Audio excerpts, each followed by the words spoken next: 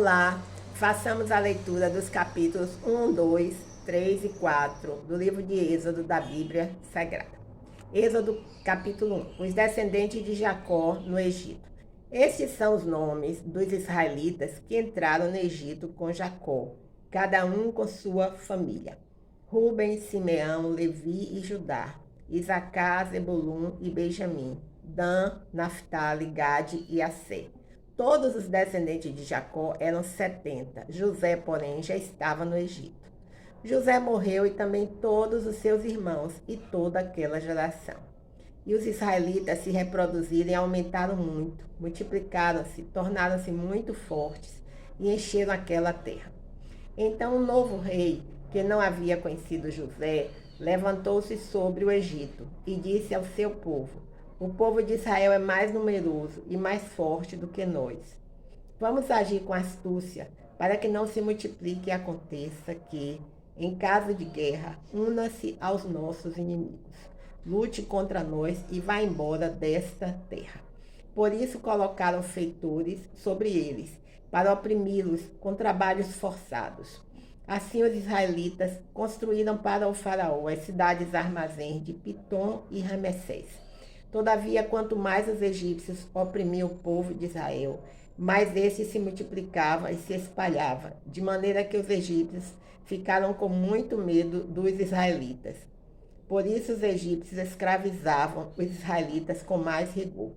E assim lhes amarguravam a vida, com serviços pesados, com barro e com tijolos, e com todo tipo de trabalho no campo, enfim, com todo o serviço que eram forçados a fazer. As parteiras poupam a vida dos recém-nascidos. O rei do Egito falou às parteiras das hebreias, das quais uma se chamava Sifrá e a outra Puá: quando ajudardes as hebreias no parto e as virdes sobre os assentos, se for menino, matai-o, mas se for menina, poderá viver. As parteiras, porém, temeram a Deus e não fizeram como o rei do Egito lhes havia ordenado, mas deixaram os meninos com vida. Então o rei do Egito mandou chamá-las e as interrogou: por que fizestes isso, deixando com vida os meninos? As parteiras responderam ao faraó: as mulheres hebreias não são como as egípcias, elas são fortes, antes que a parteira chegue, já deram à luz.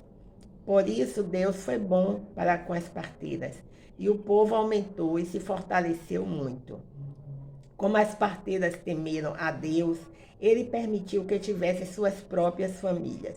Então o faraó ordenou a todo o seu povo: lançai no rio todos os meninos que nascerem, mas deixai viver todas as meninas. Misericórdia. Êxodo 2. O nascimento de Moisés. Um homem da linhagem de Levi casou-se com uma descendente de Levi. A mulher engravidou e deu à luz um filho. Vendo que era bonito, escondeu-o durante 3 meses. Não podendo, porém, escondê-lo por mais tempo, pegou um cesto de junco e revestiu de betume e pinche. Então, pondo nele o menino, colocou entre os juncos à margem do rio. E a irmã do menino ficou de longe, para ver o que lhe aconteceria. A filha do faraó desceu para banhar-se no rio. Enquanto isso, suas criadas passeavam à beira do rio. Vendo o cesto no meio dos juncos, mandou uma criada buscá-lo. Ao abrir o cesto, viu a criança, que estava chorando, e teve compaixão dela. E disse: este é um dos filhos dos hebreus. Então a irmã do menino perguntou à filha do faraó: queres que eu vá chamar uma ama dentre as hebreias, para que crie esse menino para ti? A filha do faraó lhe respondeu: vai. A moça foi e chamou a mãe do menino. E a filha do faraó lhe disse: leva este menino e cria-o para mim. Eu te pagarei. E a mulher levou o menino e o criou. Quando o menino já era grande, ela o levou à filha do faraó, que o adotou e lhe deu o nome de Moisés, dizendo: porque eu tirei das águas. Moisés mata um egípcio e foge para Mídia. Aconteceu naqueles dias que, sendo Moisés já homem, saiu ao encontro de seus irmãos e viu o sofrimento deles. E viu um egípcio agredindo um hebreu, um de seus irmãos. Olhou então para um lado e para o outro, e vendo que não havia ninguém ali, matou o egípcio, escondeu na areia. No dia seguinte, saiu de novo e viu 2 hebreus brigando e perguntou ao agressor: por que maltratas o teu próximo? Ele respondeu: quem te constituiu líder e juiz sobre nós? Queres matar-me? Como mataste o egípcio? Então Moisés ficou com medo e disse: certamente já descobriram o que aconteceu. Quando o faraó soube disso, procurou matar Moisés, mas ele fugiu do faraó e foi habitar na terra de Midian, e lá se sentou junto a um poço. O sacerdote de Midian tinha 7 filhas. Elas vieram tirar água e encher os bebedouros para dar de beber ao rebanho de seu pai. Mas os pastores vieram e as expulsaram dali. Moisés, porém, levantou-se, defendeu-as e deu de beber ao rebanho delas. Quando elas voltaram a Reuel, seu pai, este lhes perguntou: por que voltaste tão cedo hoje?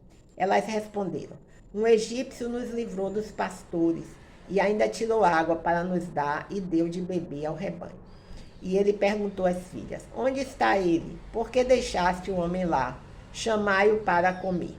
Moisés concordou em morar com aquele homem, e este lhe deu sua filha Zípora em casamento. E ela deu à luz um filho, a quem ele deu o nome de Gerson, porque disse: sou peregrino em terra estrangeira. A morte do rei do Egito. Depois de muitos dias, o rei do Egito morreu, e os israelitas continuavam gemendo debaixo da escravidão. Então clamaram, e o seu clamor por causa da escravidão subiu a Deus. Ouvindo os gemidos deles, Deus lembrou-se da sua aliança com Abraão, com Isaque e com Jacó. E Deus olhou para os israelitas e viu a condição em que se encontravam. Gênesis capítulo 3. Deus fala com Moisés do meio da sarça ardente. Moisés estava cuidando do rebanho de Jetro, seu sogro, sacerdote de Mídian, e levou o rebanho para o lado oposto do deserto, chegando a Horebe, o monte de Deus. E o anjo do Senhor apareceu-lhe em uma chama de fogo, numa sarça. Moisés olhou e viu que a sarça estava em chamas, mas não se consumia. Então disse: vou me aproximar para ver essa coisa espantosa, porque a sarça não se consome. Por que a sarça não se consome?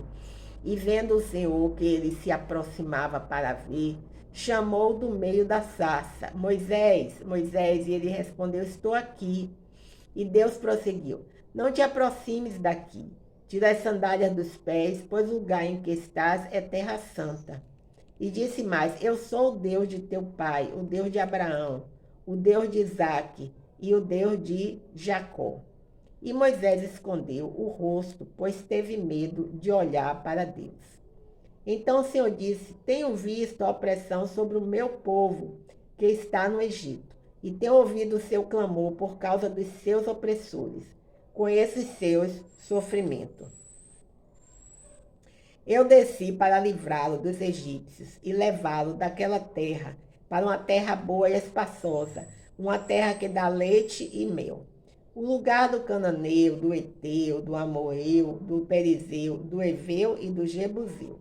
O clamor dos israelitas chegou a mim, e também tenho visto a opressão com que os egípcios os oprimem. Agora, portanto, vai, eu te enviarei ao faraó, para que tires do Egito o meu povo, os israelitas. Então Moisés disse a Deus: quem sou eu para ir ao faraó e tirar os israelitas do Egito? Deus lhe respondeu: certamente eu serei contigo, e isto será um sinal de que eu te enviarei. Quando houveres tirado o meu povo do Egito, prestarei culto a Deus neste monte. Então Moisés disse a Deus: quando eu for aos israelitas e lhe disser: o Deus de vossos pais me enviou a vós, e eles me perguntarem qual é o nome dele, que lhes direi? Deus disse a Moisés: eu sou o que sou. Assim responderás aos israelitas: eu sou, me enviou a vós.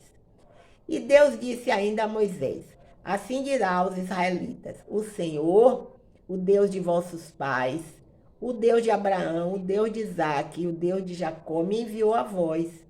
Este é o meu nome eternamente, e assim serei lembrado de geração em geração. Vai, reúne os anciãos de Israel e dize-lhes: O Senhor, o Deus de vossos pais, o Deus de Abraão, de Isaque e de Jacó, apareceu-me e disse: certamente vos visitarei, pois tenho visto o que vos tem sido feito no Egito. E digo: eu vos farei sair da opressão do Egito, e vos levarei para a terra do Cananeu, do Eteu, do Amorreu, do Perizeu, do Eveu e do Jebuseu, para uma terra que dá leite e mel. Eles atenderão a tua voz, e os anciãos de Israel ireis ao rei do Egito para dizer-lhe: o Senhor, Deus dos Hebreus, encontrou-nos. Agora deixa-nos ir caminhando por 3 dias deserto adentro, para oferecermos sacrifícios ao Senhor nosso Deus. Sei, porém, que o rei do Egito não vos deixará ir, a não ser pelo poder de uma forte mão. Por isso estenderei a mão e ferirei o Egito, com todos os prodígios que farei no meio deles. Depois disso eu vos deixarei, ele vos deixará ir. E favorecerei este povo aos olhos dos egípcios, de modo que, quando sairdes, não saireis de mãos vazias. Porque cada mulher pedirá à sua vizinha, e àquela a quem estiver hospedando, joias de prata e de ouro, e também roupas, que colocareis sobre vossos filhos e vossas filhas. Assim despojarei os egípcios. Capítulo 4. Moisés recebe poder para fazer prodígios. Então Moisés respondeu: mas eles não acreditarão em mim, nem atenderão a minha voz, pois dirão: o Senhor não te apareceu. Perguntou-lhe o Senhor: que é isso na tua mão? Moisés respondeu: uma vara. O Senhor lhe ordenou: joga-a no chão. Ele a jogou no chão e ela transformou-se numa cobra, e Moisés fugiu dela. Então o Senhor disse a Moisés: estende a mão e pega pela cauda. Ele estendeu a mão, pegou-a e ela transformou-se numa vara de novo, para que eles acreditem que o Senhor, o Deus de seus pais, o Deus de Abraão, o Deus de Isaque e o Deus de Jacó te apareceu. Disse-lhe mais o Senhor: agora coloca a mão no peito. Ele colocou a mão no peito, e quando atirou, ela estava leprosa, semelhante à neve. Disse-lhe ainda: coloca de novo a mão no peito. Ele colocou a mão no peito de novo, e quando a atirou, ela estava como o resto do seu corpo. Acontecerá que, se não acreditarem em ti, nem aceitarem o primeiro sinal, acreditarão no segundo sinal. Se ainda não acreditarem depois destes 2 sinais, nem atenderem à tua voz, pegarás da água do rio e derramarás sobre a terra seca, e a água tirada do rio se transformará em sangue sobre a terra seca. Então disse Moisés ao Senhor: ah, Senhor, eu nunca fui bom orador, nem antes, nem agora, que falaste ao teu servo, pois sou pesado de boca e pesado de língua. E o Senhor lhe respondeu: quem faz a boca do homem? Ou quem faz o mudo ou o surdo? Ou o que vê ou o cego? Não sou eu, o Senhor? Então vai agora, e estarei com a tua boca, e te ensinarei o que deves falar. Ele, porém, disse: ah, Senhor, peço-te que envies outro que queiras enviar. Então a ira do Senhor acendeu-se contra Moisés e disse: Arão, o levita, não é teu irmão? Eu sei que ele fala bem. Ele também virá ao teu encontro e, vendo-te, se alegrará no coração.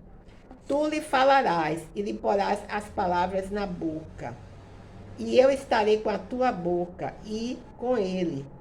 E vos ensinarei o que deveis fazer. Ele falará ao povo em teu lugar. Assim ele será a tua boca, e tu serás como Deus para ele. Portanto, levarás essa vara na tua mão e realizarás os sinais com ela. Moisés volta para o Egito. Então Moisés voltou para onde estava Jetro, seu sogro, e disse-lhe: deixa-me voltar a meus irmãos que estão no Egito, para ver se ainda vivem. Jetro lhe disse: vai em paz. E o Senhor disse também a Moisés, em Midian: vai, volta para o Egito, pois já morreram todos os que procuravam tirar-te a vida. Então Moisés tomou sua mulher e seus filhos e os fez montar no jumento e voltou para a terra do Egito. E Moisés levava na mão a vara de Deus. E o Senhor disse ainda a Moisés: quando voltares ao Egito, tenha o cuidado de fazer diante do faraó todas as maravilhas que tenho posto na tua mão. Mas eu lhe endurecerei o coração, e ele não deixará o povo ir. Então dirás ao faraó: assim diz o Senhor, Israel é meu filho, meu primogênito. E eu te disse: deixa meu filho ir, para que me cultue. Mas recusaste deixá-lo ir.